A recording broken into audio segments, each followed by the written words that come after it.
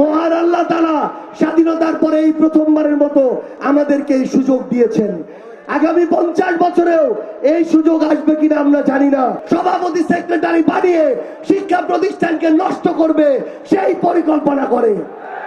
আমাদেরকে ওই মানুষদেরকে বয়কট করতে হবে যারা দিনের বেলা নির্বাচনের আগের 2 মাস জনদরদী হয়ে উঠে নির্বাচনের পরে 4 বছর 10 মাস হারিকেন ধরাও খুঁজে পাওয়া যায় না।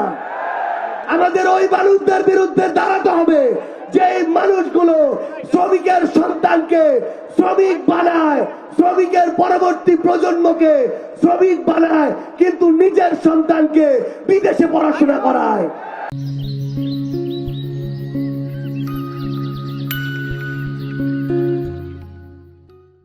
আমাদের ওই মানুষদের বিরুদ্ধে আমাদের লড়াইটা চালিয়ে যেতে হবে।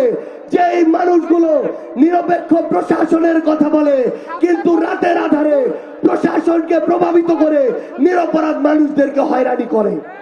সংগ্রামী ছাত্র জনতা, আমি শুধু আপনাদেরকে এই অনুরোধটাই করব, মহান আল্লাহ তাআলা স্বাধীনতার পরে এই প্রথমবারের মতো আমাদেরকে এই সুযোগ দিয়েছেন। আগামী 50 বছরেও এই সুযোগ আসবে কিনা আমরা জানি না। আমরা যেন আমাদের এই আমানতের খেয়ানত না করি।